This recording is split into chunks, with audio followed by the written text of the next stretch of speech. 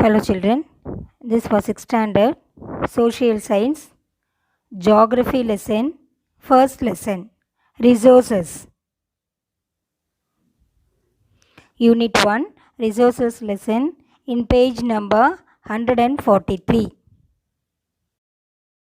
First we'll see the learning objectives: to introduce the meaning of resources, to familiarize with the different types of resources, to understand the need for conservation of resources, and to understand the meaning of economic activities.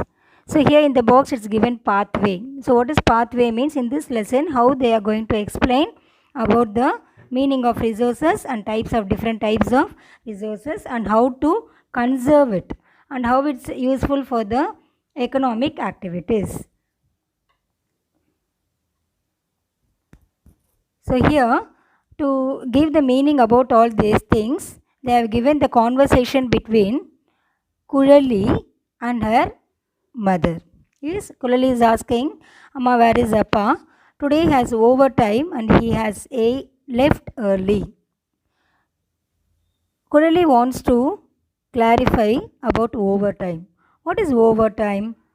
Her father's boss wants him to manufacture a few more solar panels because they have some urgent orders. So Kulali's father was working in a solar panel and her father's boss wants him to manufacture a few more solar panels. So Kulali is asking, he should have told me last night my progress report has to be signed. She was worrying about her progress report signing.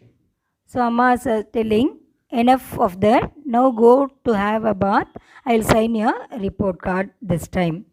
So Kurali felt very happy and she was telling, Amma, thank you Ma. One more question, what does to make the solar panels?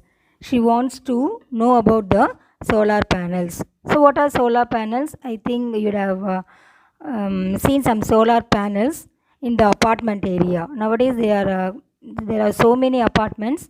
In the terrace they will provide solar panels, that is it is made up of some metal sheet, so it will absorb the heat energy from the sun. So that energy we call it as solar energy, and it is absorbed by means of solar panels and it is converted into electrical energy. So she is asking, why do we make solar panels and from where it is made? So Amma is telling, let me explain for you to understand. Silicon extracted from sand, a natural resource, is used in making PV cells. These convert solar energy into electrical energy. So silicon is extracted from the sand, that is sand is a natural resource, and it from that silicon is extracted and it is used for making PV channels. So Kudal is asking, natural resource, what do you mean by? So all things, what is meant by natural resource? So all things useful to man is a resource. Okay, all things which are useful to man is a resource. And if it is directly from nature, we call it natural resource. If it is observing directly from the nature, we call it as a natural resource. So first of all, what is meant by resource? Resource means all things useful to man is called resource. It is classified into two things, natural resource and man-made resource. Natural resource and man-made resource. So what is meant by natural resource means, if it is directly from the nature, we call that as a natural resource. Suppose if we are taking sand, sand we are getting in nature. Water we are getting in nature. Air we are getting in nature.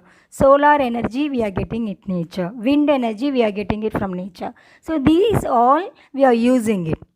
Okay children. So all this will comes under natural resource. Then Kurali is asking, then what kind of work Appa is doing? Yes.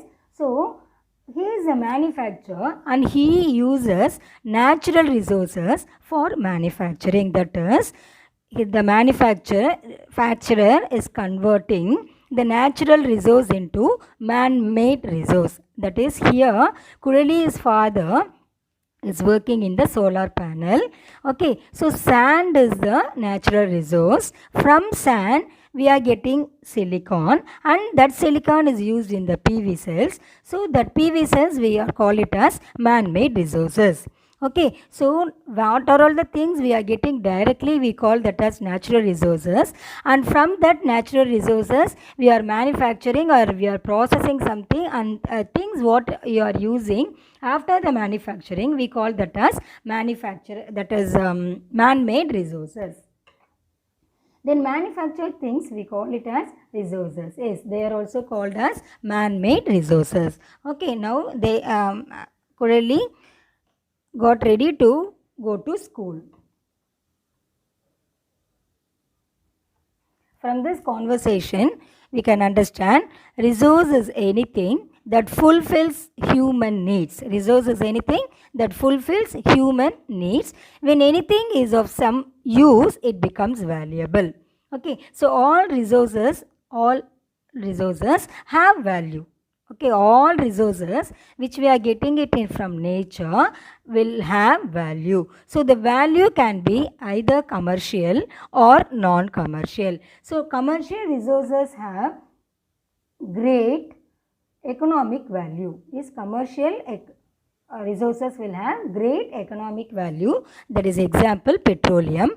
Non-commercial resources are very abundant in availability, abundant in nature. Abundant means great value, more value. Abundant means that is in a vast manner. Yes, air is present in the atmosphere, so we call that as non-commercial resources. So our non-commercial resources are very abundant in availability. Example, air. Do all the items in your shopping list have commercial value? So anything becomes a resource only when its use is discovered. Yes, in the atmosphere, yes, we are having mixture of gases, isn't it? So all the gases we are using, just we are inhaling oxygen and we are giving out carbon dioxide. Yes, so anything becomes a resource only when its use is discovered. So the needs of human beings are ever changing. So according to the ever changing needs, resources keep changing. Time and technology are two different important factors that determine whether a substance is a resource or not. For example, sun's energy to generate electricity was made possible after the invention of solar panels. So before the invention of solar panels, people didn't use solar energy for to get the electrical energy. But after the invention of solar panels only, after the invention of solar panel, that is by means of technology only, solar energy, that is sun's energy, is converted into electrical energy. Clear, children? And the reasoning of coal and petrol was in need of an inexhaustible resource.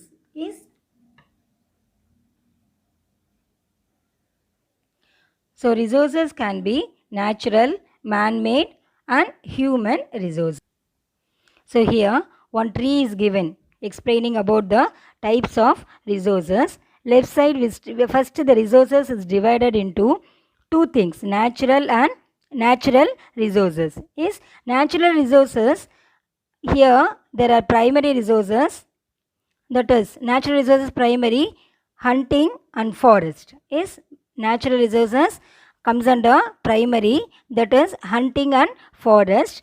Man-made resources or secondary activities, there sugar factory and road will be coming.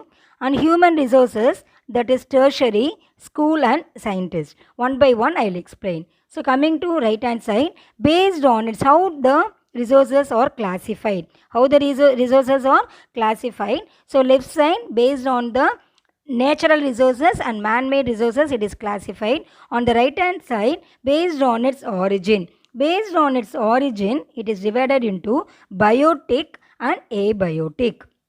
Biotic and abiotic. What is meant by bio? Bio means living organisms. Abio means non-living organisms. So biotic organisms, that is based on its origin, it is classified into biotic resources and abiotic resources. Trees will comes under biotic resources. All plants and animals will be coming under biotic resources. Abiotic resources means non-living organisms like air, water. Yes, these are all will comes under abiotic resources. Then based on development, it is divided into two things: actual resources and potential resources. So example for actual resources, example lignite. Potential resources, wind energy. Here coal is extracted from the mines, yes, and it is used for different purposes. So that is actual. And potential, here wind energy is nowadays we are you have observed that conversion of wind energy into electrical energy is it will be having a very big fan like structure. Yes, so that is potential resources, example wind energy. And next one, based on renewability, that is it is renewable resources and non-renewable resources. Renewable resources means when we are continuously using also, you can observe that resources. Yes, it will not stop, you cannot stop. That is for example solar energy, wind energy, these are all after using also you will be continuously getting. Yes, repeatedly you can get it. So we call that as renewable resources. Non-renewable resources means once you have started to use it, after using it you cannot get it back and you cannot get it further. We call that as the non-renewable resources. So example, best example is coal. How the coal is formed? In the lower classes itself you would have studied. Million and million years of ago, is plants and animals decayed and they are buried under the earth, and because of high temperature and pressure it is converted into coal, isn't it children? So continuously nowadays we are using coal, coke, petroleum, like that means again we have to get it back, means million and million years can take place, isn't it? So repeatedly we are using it, and after it is exhaustion, it will be it will reach the exhaustion point. We call that as the non-renewable resources. For that to that is that for conserving means preserving, for conserving that non-renewable resources only, nowadays we are advised not to use vehicle for for taking a small distance, for covering the small distance and all, no need to take the vehicles. Okay children. Then based on distribution, it is divided into universal distribution, that is example water, and localized distribution, example kangaroo, is some of the animals will be placed in some places only. Okay, based on ownership, it is divided into two things: individual resource and community resource. Individual resource means a single man is having own house, own apartment, like that, we call that as individual resource. Yes, community resource means one total area. If you take Periyar Nagar, Periyar Nagar is having government hospital, Siva Vishnu temple, park, is like that, community area, like that, each and every place is there. So that will be shared by the people. That will be used by the different kinds of people, that will comes under community resources. Okay children. Then next one, national and international. National means example rivers, international example ambergris. So we'll see one by one in detail in this class. So first we'll see the natural resources. So all resources that have been directly provided by nature are called as natural resources. So the air, water, soil, minerals, natural vegetation and wildlife around us are all natural resources. The use of any natural resource depends on the place it is available. So the form in which it is available and the technology necessary to avail it. So classification, it is classified into, and that I explained this with the help of the picture tree, right? So now we can go through the lines which is given in your book. So natural resources can be classified into different groups depending on their origin, development, renewability, distribution and ownership. First we will see on the basis of origin. On the basis of origin, resources can be classified into biotic and abiotic resources. So all living or resources are biotic resources. That is plants, animals and other microorganisms will comes under biotic resources. Abiotic resources. Abio means non-living. So abiotic resources are non-living things, that is land, water, air, minerals are abiotic resources. Okay, children. Then the biotic resources were mere substances till they were recognized by humans. So, according to the human needs of the substances were collected by the ancient men and preserved for use. In the beginning, man had only three basic needs. What are all the three important basic needs? Food, clothing, and shelter. So, he collected the things through primary activities. So what is meant by primary activities? So primary activities are, that is, hunting, food gathering, fishing, forestry. Yes, so these will comes under primary activities. Later when food became scarce, they had to cultivate, and that became agriculture, and cattle were also reared on their farms to fulfill their basic needs. So ancient man, early man, they got food by means of hunting, yes, and they ate raw food, raw meat, fruits, vegetables, like that. After the invention of fire, they started to cook the meat, and by after when they started to cook, they have added some masala items, and they were preparing the food.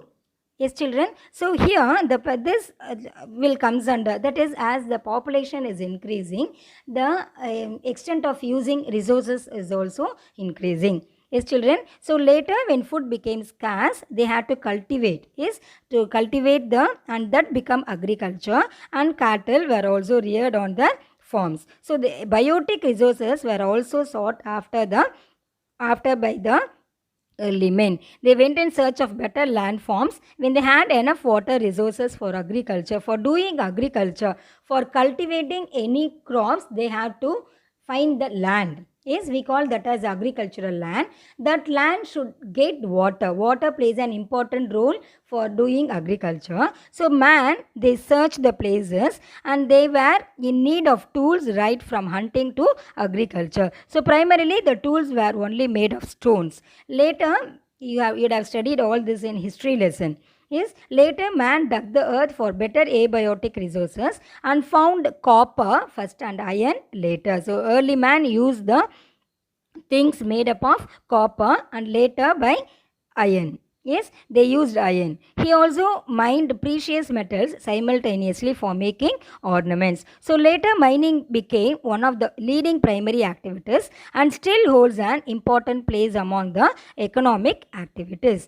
Yes, children. Then second one, I think you'd have understand, based on origin. Based on origin, it is classified into biotic and abiotic resources. Now coming to based on the basis of development. So based on the level of development, resources can be divided into actual and potential resource. So actual resources or resources that are being used, and the quantity available is known. For example, coal at Neyveli. So what amount of coal is present in Neyveli is known. Is that is actual resource. Potential resources means are the resources that are being used in the present, and its quantity and location are not known. How much amount of resources we have used, it is not known. We call that as potential resources. So the technology to extract such resources is also yet to be developed.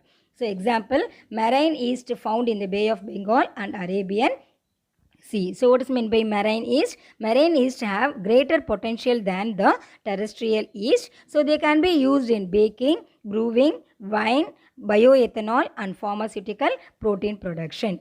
The next one, on the basis of exhaustibility, that is renewable and non-renewable. Resources once consumed can be renewed with the passage of time. After some time, you will be get it back. We call that as renewable resources. Example, air, water, sunlight. Misuse of such resources can also limit its available quantity. So they have to be used wisely. So natural resources which are limited can be called as non-renewable resources. They become exhausted after use and the time, and they take to replace. Yes, so this will comes under non-renewable resources. So example, coal, petroleum, natural gas and another natural gases and minerals. Yes, so they are resources which cannot renew themselves or either scarce or totally absent. So man is in search of new resources and is conducting several researches. So he confirms that a substance is a resource only after its research. So he tries to harness it and also searches the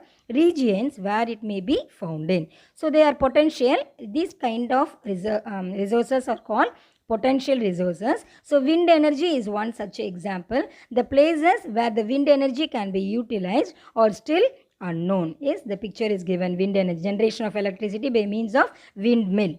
The next one, based on or distribution. So on the basis of distribution, resources can be classified into localized resources and universal resources. So when resources are present in specific regions, they are called as localized resources. Example, minerals. Some resources are present everywhere.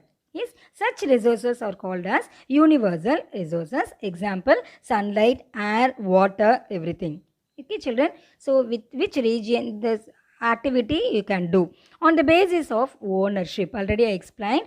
Based on ownership, resources can be classified into individual resources, community owned resources. So natural resources and international resources. First we will see individual resources. So individual resources are resources that are privately owned by the individuals. Yes, I told no, own house, own apartment, these will comes under individual resources. Community owned resources or resources which can be utilized by all the members of community. Example, public parks, temple, like that.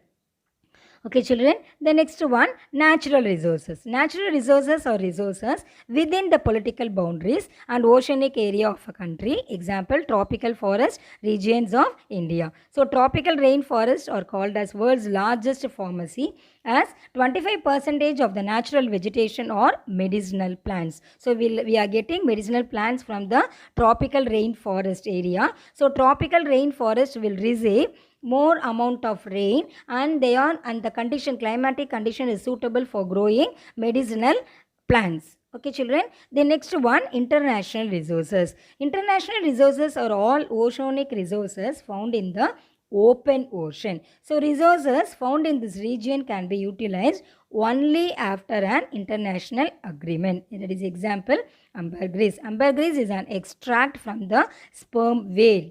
A pound of sweat, that is smelling ambergris, is worth that is US dollar 63,000 and is used in perfume industries. So ambergris is nothing but a extract from the sperm whale, is from the sperm whale, and it is having a sweet smell. So it is used for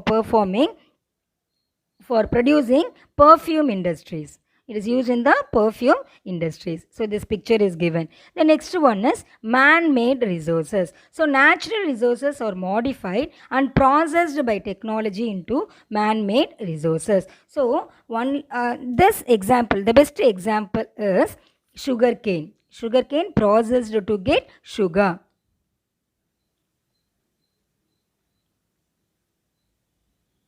So all structures built by man can also called as man-made resources. So that is bridges, houses, roads and all. So this transforming of raw materials into finished goods is called secondary activities. I explained about primary activities. So what are all the things will comes under primary activities? Agriculture, fishing, mining. So in agriculture, for example, I am telling it with a sugar cane as an example. So sugar cane, we are getting it from the agricultural land, and after getting the sugar cane, it should be converted into sugar in the industries, isn't it? By means of by some processes, sugar can be converted in sugar cane juice can be converted into sugar. So sugar cane, we are getting it from the agricultural land, so we call that as the primary activity. And the sugar cane, what we are getting, we call it as raw materials. So what is meant by raw material? Means the material which we are getting it by means of primary activities, we call that as the raw material, and that raw material will be converted into a finished goods by doing some processes. We call that as the secondary activities. So in secondary activities, the sugar cane, by doing some processes, it is converted into sugar. Is it understood, children? So this transforming of raw materials into finished goods. So here what is meant by raw materials? Example is sugar cane. In finished goods means that is by sugar. So this processing of sugar or getting sugar is called as secondary activities. That is, this activity will involve man's skills and ideas. So man's ideas and skills are the basic requirements for this activities. The next one is human resource. Human resources are groups of individuals who use nature to create many resources. So though human beings are basically natural resources, we classify that as man-made resources, that human beings separately. So education, health, knowledge and skill have made them a valuable resource. Is human being, that is education. Why you are coming to school? To get education. Why education is needed? To become you as a valuable person. Yes, if you are not studying anything, if you are not having any idea of this society, how you can say that I am a good citizen?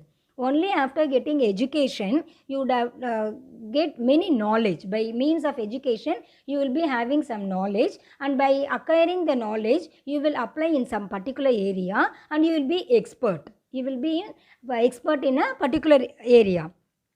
Clear, children? So this resources, man is an important resource, and as a man, you cannot use that man as a resource, isn't it? So some feeding should be given to the human being. Then only that human being, ordinary human being, will be converted into a valuable person like teacher, doctor, scientist, like that. Clear, children? So these all doctors, teachers, scientists will comes under tertiary activities. Okay, children? So after getting sugar, you have prepared everything. You have converted all the sugar cane into sugar, and you are packing it, and you are keeping it in your home itself. Will it be useful? It should reach the person, isn't it? It should reach the consumer. Then only sugar can be converted into money. Why we are doing all these businesses? To get money. Why money is important? Without money, we can't live on the society. Isn't it, children? So sugar has to reach the consumer means that sugar has to go to seller, that is, it should comes under trading.